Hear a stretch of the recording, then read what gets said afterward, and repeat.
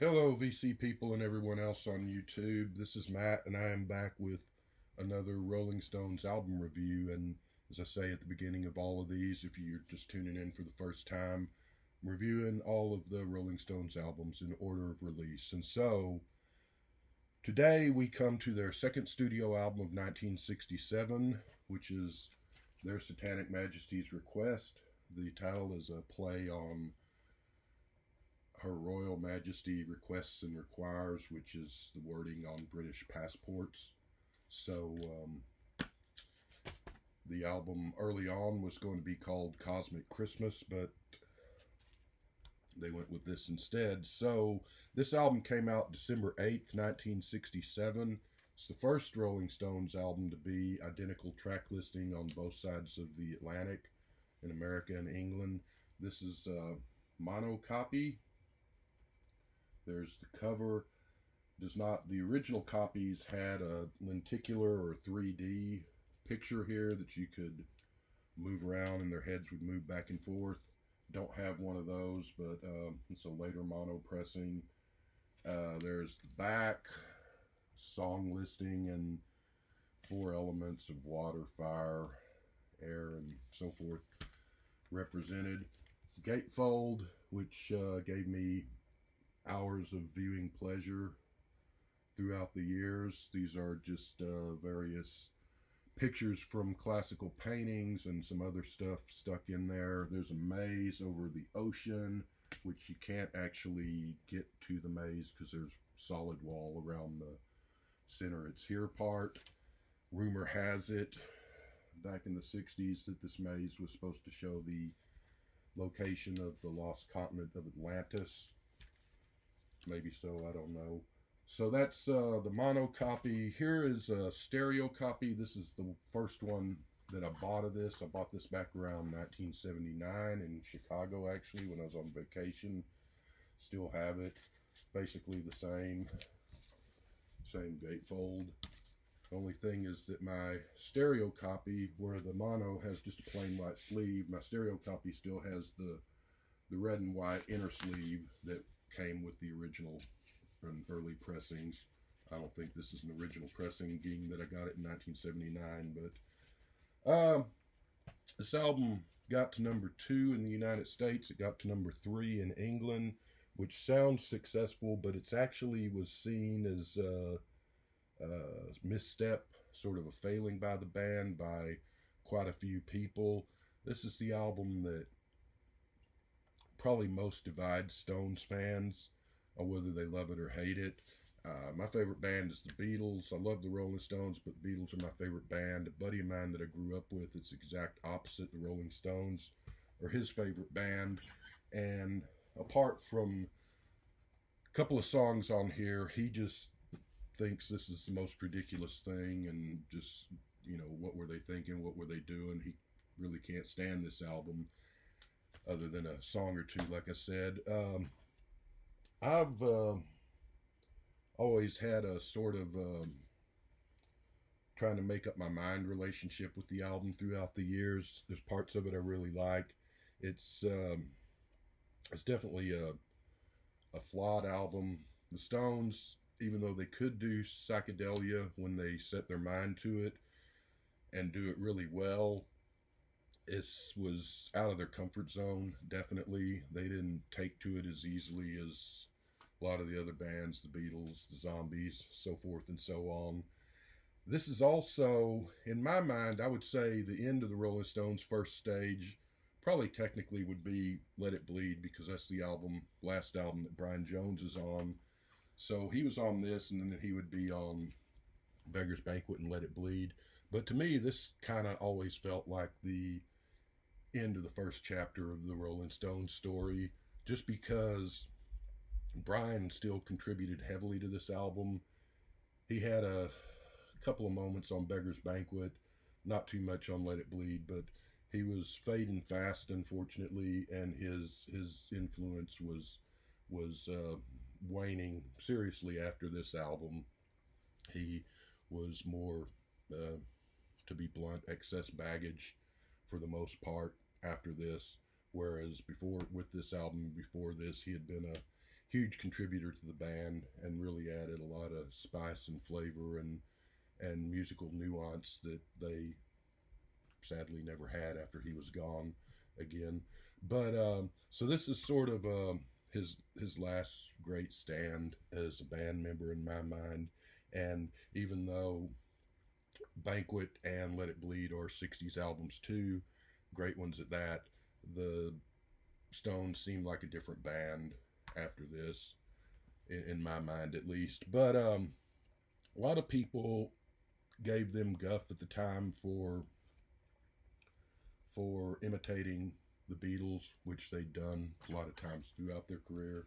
But here specifically, the charge was that they're imitating Sgt. Pepper, riding on the Beatles' coattails with the success that the Beatles had with that album. Yeah, I can see that. There is definitely Pepper and psychedelia overall, probably the stuff going on in San Francisco and the West Coast and just everything in general in late 66 and 67 played a role in where the Stones went with this album. I always kind of saw this as not as good of an album, but closer in spirit to Piper at the Gates of Dawn, the first Pink Floyd album, than I did with Pepper or Magical Mystery Tour, even though certainly there are influences of that. And by the way, and I don't think you can see all four, I think you have to have the 3D cover. But there's George, and there's John.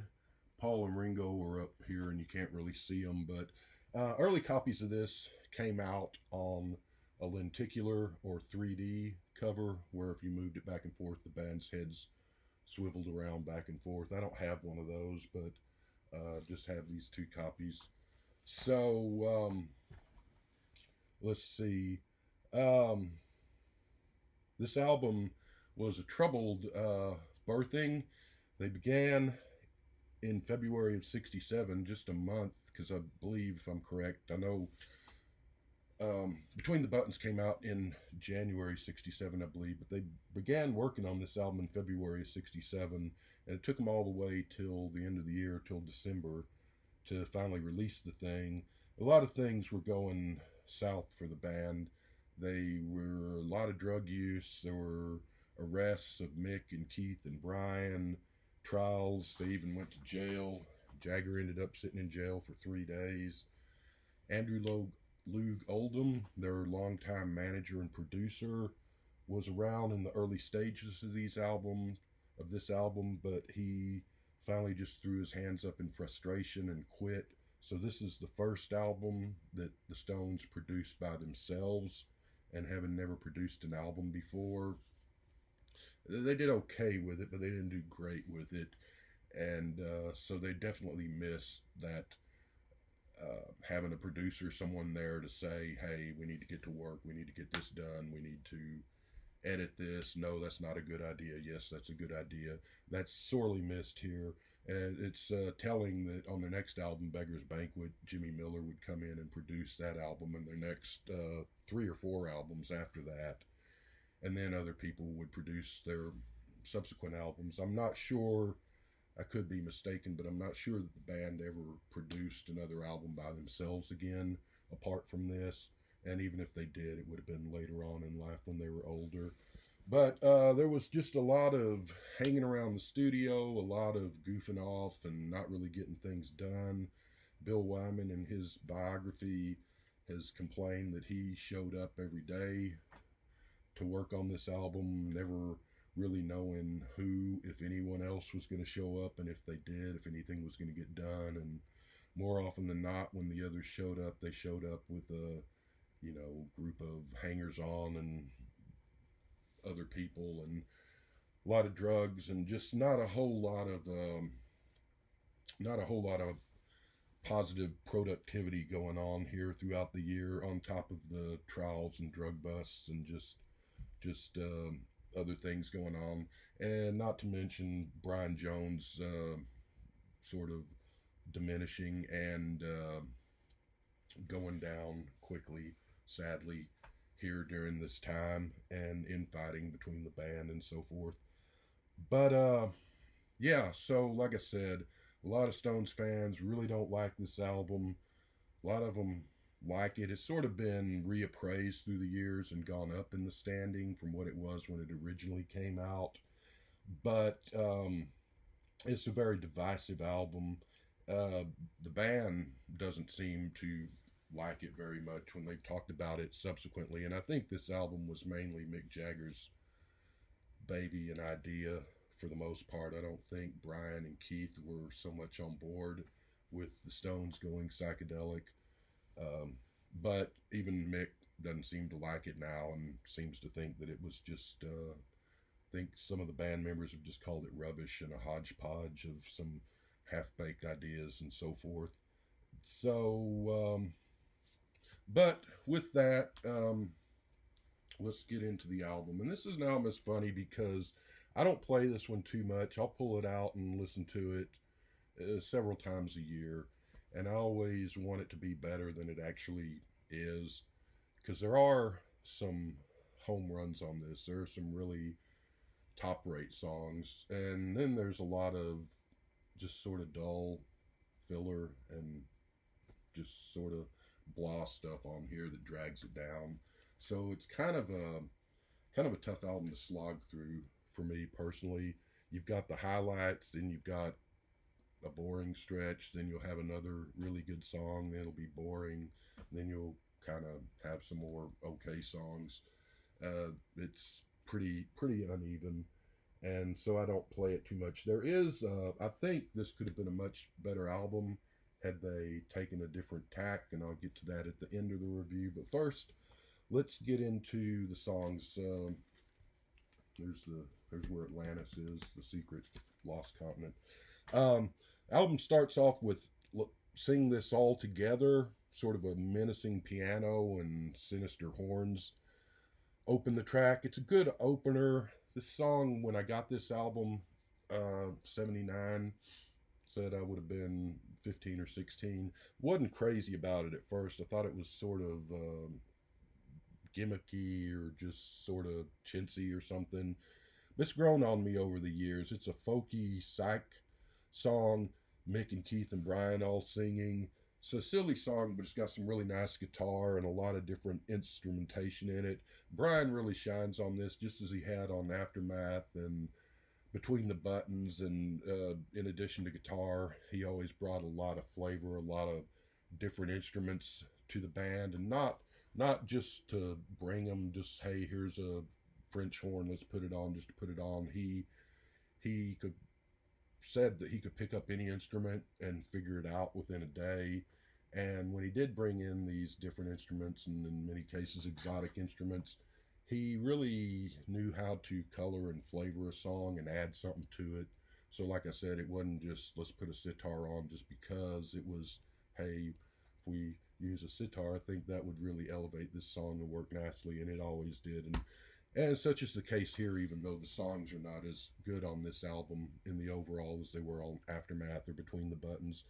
But Brian on this album brings in tablas and dulcimer and Moog synthesizer and just all sorts of bells and whistles. So it works out. And again, like I said, once Brian was gone, I think that element of the band, that specialness that he brought to the band, as much of a terrible person as he could have been in a lot of ways. Actually, everybody in the Rolling Stones is probably pretty terrible. I remember Charlie Watts one time saying they really are the rudest people, aren't they? But none of them angels. But I think he was kind of the heart and soul of the band. And even though they made good albums and good music after he was gone, it was never, in my opinion, as good or as special. And he really did add something to it, even though he didn't write the songs as Mick and Keith did. Even though there's some disagreement there, because it is argued that he might have written Ruby Tuesday and some of Paint It Black, I think. But anyway, so Sing This All Together. It's a great guitar part, goofy fun. There's a lot going on in here. It's both like a basic, simple, straightforward thing, but it's also very intricate at the same time and very ramshackle, and I like that. This is kind of a lazy Stones, All You Need Is Love anthem type ripoff, maybe, but that's okay. I like it all the same, and I'm going to give Sing This All Together a 7.9, and it's a pretty good opener. So we go to the second song, side one, which is Citadel. Oh, the guitar in Citadel. I just love that guitar riff. Just love it, love it, love it. And Citadel is probably one of my two favorite songs on here. It might be number one, it might be number two, and I think it actually might be number one. So Citadel gets a 10. The song is this your typical hippie summer of love 67 psychedelia, um, Tolkien Hobbits on a Quest type lyrics or something. I'm not sure what they're singing about. It's nonsense, but the song, it just sounds so good, and it's just such a great rocker. And it's a shame this wasn't a single, and it's a shame this wasn't a hit and didn't become better known. And I don't think they ever played this live, as far as I know, and that's a shame too, because Citadel, it's a great one. It gets a 10. Now we go, and this is very odd because we have a song written not by Mick or Keith, but a song written by Bill Wyman called In Another Land. And it's got a kind of harpsichord opening, really rocking chorus. It's suitably psychedelic. Bill singing with these sort of treated, altered vocals. That sounds like he's kind of underwater and faraway eyes vocals. And I remember thinking, I don't know why he doesn't just sing in his normal voice back in when I first got this album. And apparently he said he didn't like the sound of his voice, which is kind of strange because he went on to release several solo albums in the decades since. So his voice is, not the greatest in the world, but there's nothing wrong with it really. But it's treated here, and over time I've come to, maybe it's just because I've always heard the song that way, so it just wouldn't seem normal for him to be singing in a normal voice. But it works. I love the backing vocals. They're sublime here with Mick and Keith and Brian when they're making the little trumpet sounds and everything. In Another Land is a great one, and this was released as a single too. Didn't go anywhere. It only got to number 87, which is surprising. It's a very rare picture sleeve to get in America, and it was released as a Bill Wyman song, which is weird because it's the Rolling Stones, and the flip side I think was the Lantern, and that's credited to the Rolling Stones on the 45, so that's kind of strange. But In Another Land, love that one. I'll give it a 10. Now we go to the sound of Keith asleep, snoring, probably stoned out of his mind, and we go into the fourth song, 2000 Man, which is Mick singing about the future and looking way, way far ahead, all the way to the year 2000, which was an impossibly long way away in 1967, must have felt like. I do like the Oh Daddy part. That's pretty catchy and helps the song out, the chorus there.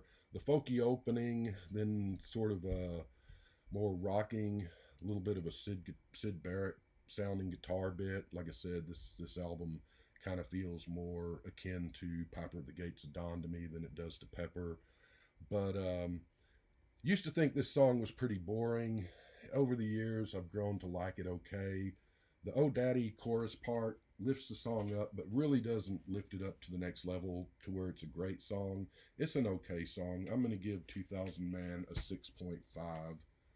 And now we come to the end of side one, Sing This All Together, See What Happens. So here you've got the Stones doing another Beatle copy. They're doing the reprise, just like the Beatles did with Sgt. Pepper and the Sgt. Pepper reprise on that album, which worked really good on that album. I think Sgt. Pepper, the opener, is one of my favorite songs on that album and a great opener.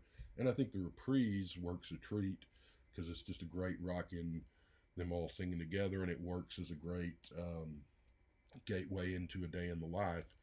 The Sing This All Together, See What Happens reprise, not so much. For one thing, the song is 8 minutes and 33 seconds long, the longest song that they had made since the song on Aftermath. I forget the title of that one now, which wasn't all that great either.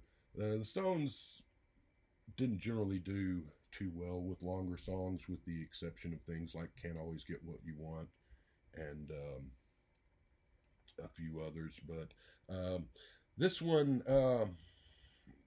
sounds like you walked in on the band and they're in the studio just sort of tuning up and getting ready to play and messing about. There is just, it meanders. It's pretty dull. There are some really good parts in it, but then it's like the album as a whole. It's some things that get you a little bit excited, sound good, and then you go into another boring stretch, and then they'll come back with something a little bit interesting, and then it'll get boring again, and you're looking at the thing saying, how much longer is this song going to go? And it just sort of drones on, in spite of the fun bits. Could have used a lot of editing. If they would have cut this thing down from 8.5 minutes to maybe, say, 5 minutes or so, might have been a tighter song, might have worked a little better if they would have taken a little more time and worked on it and stretched the interesting parts and cut out the boring parts or whatever. Could have, I do like the build up of the vocals several minutes, the build up of the music several minutes in, and the horns coming in, and the jazzy interludes pretty good, and the screaming Mick build up after that. So it does have its parts. It's just disjointed, unfortunately, in the overall, and interesting here and there, boring in the overall. Sing this all together, I'm going to give it 6, I guess, and that's probably deserving more of a 5, but I'll give it a 6. This is this sort of stretch out jammy stuff was more the territory of bands like Pink Floyd, especially Syd Barrett Pink Floyd, Grateful Dead, Jefferson Airplane, stuff like that. It's everything in the kitchen sink thrown in on this song. Some of it sticks, some of it doesn't, but yeah, I give it a 6. And then, and not a song per se, it's kind of like Can You Take Me Back Where I Came From on the White Album. It's not listed as its own separate song, but Cosmic Christmas, which, like I said, they were originally thinking of calling the album, which is We Wish You a Merry Christmas in the creepiest, slowest, dreariest, menacing way you can imagine. It's just a very slowed down version on, I think, on a Moog synthesizer, and I could be wrong about that. It's just a few seconds of We Wish You a Merry Christmas. You can speed it up to 45 and it'll sound a little bit closer to the song, but it's a sort of ghost of Christmas past and present indeed. So it's a little bit of a fun thing. The only time the Rolling Stones ever did a Christmas song, as far as I can remember. Couldn't really see them doing Christmas singles every year like the Beatles did, but I like it. It's fun. I give it a 9. It's weird and creepy and not really festive, but fun. So I'll give Cosmic Christmas, or We Wish You a Merry Christmas, a 9. We flip over the album. She's a Rainbow. This was a song that was released as a single, got to number 25 in America, which really surprises me because I think this album got really bad reviews in the overall. I've read some old reviews at the time it came out, and they generally weren't good. I do remember reading one in Crawdaddy magazine that was pretty positive review, but most of them weren't very good. And I guess this thing just didn't get a whole lot of airplay or get a whole lot of promotion for whatever reason, because it took forever for them to get it together and get it out, or maybe by the end of the year, people were, because music changed at a rapid pace in the 60s, not like it is today, and you just think of the difference in music between 64 to 65 to 66 to 7 to 8 and 9. So maybe by the end of the year, people were like, okay, we've already done Pepper and the whole psychedelic thing, and now we're kind of moving on to different things. I don't know, but still surprises me that She's a Rainbow only got to 25, because it's one of their best songs. It's a 10. Nicky Hopkins plays piano on this, the great pianist who's played with pretty much everybody, Beatles, The Who, everybody. John Paul Jones of Led Zeppelin fame, this, of course, before Led Zeppelin, he arranges orchestra stuff and the strings. Brian Jones is in there playing piano and a whole bunch of stuff.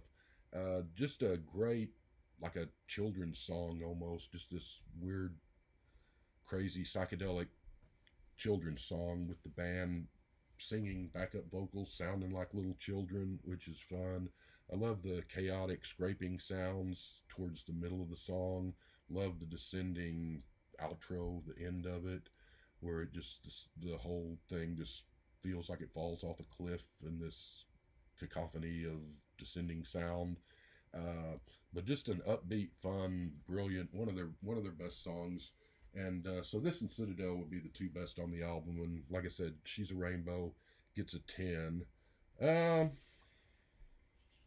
From here on out, The Lantern is number 2. More of the hobbits and dark stuff and silly 1967 psychedelia, which wouldn't have seemed silly in 67 because it was happening, but I mean, in retrospect, a lot of this stuff seems kind of, but, or maybe it's meditation, a thanatopsis as you would on death, thoughts of the afterlife, which would make it a little more interesting. Problem is, it's filler. It's a pretty boring song. It only gets a 6 from me, The Lantern, and that's another one that you probably get a 5. And then we go to Gomper, and I don't know if he's talking about a girl or an animal or a mermaid or a water sprite or whatever. So lyrically, it's kind of intriguing and interesting. Musically, it just meanders. It's boring. It's a 5. Gomper is kind of a dog on the album. Definitely filler. Things pick up again. 2,000 Light Years from Home. This is the only song, this and She's a Rainbow, they have played live subsequently many years later. This is a good song. It feels like you're traveling through outer space. Musically, it just has that kind of the soundtrack feel that you're traveling in a rocket ship or a spaceship at warp speed, and it's a lot of psychedelia again. Got the Pink Floyd sound to it. Fun song. It's a good song, kind of science fiction and all that stuff that was going on in the mid 60s. 2,000 Light Years from Now gets a 9 from me. And album ends with On With the Show, which to me is sort of just a mirror image of Something Happened to Me Yesterday, the song that ends Between the Buttons. Sounds like the Kinks musically. Sounds like kind of old-timey British music hall music. It's one I wasn't crazy about when I was younger. As I've gotten older, I've grown to appreciate it. It's kind of a fun song. Neither here nor there. It's just on with the show when you're at the club and everybody's dancing and have another drink. Your wife won't know you're not working late, yada yada. I give On With the Show an 8. So the second side of this album, really, I mean, you got She's a Rainbow and 2,000 Light Years. Those are the highlights. The first side, you've got Citadel and In Another Land. And then I guess Sing This All Together, the first one, not the long one, is pretty good. Overall, I'll give this album a 7.5. It's like I said, I get in the mood to listen to it every once in a while, a few times a year. Get excited because it starts off with Sing This All Together being okay and Citadel being great, being one of my favorite Stone songs, and then it just sort of usually don't even make it to the second side, to be honest with you, when I do play it. But yeah, I think this could have been a much better album had they Deep Six, The Lantern, and Gomper, and replaced those with Dandelion and We Love You, which were 45s from 1967, both of which were brilliant, and both of which showed that the Rolling Stones could make great psychedelic music when they set their mind to it. So I think you get rid of those two, put on We Love You and Dandelion, tighten up, Sing This All Together, See What Happens, to maybe 4 minutes or so. And then also, and I don't know if this would be possible because I don't know if the song had been written yet, but if they could also have squeezed in Child of the Moon. So then you would have a really great, really solid album, I think. Child of the Moon was the flip side of Jumpin' Jack Flash in 1968. So this being a 67 album, I don't know if that song had been written or even thought of yet. That might have been something that they wrote in 1968.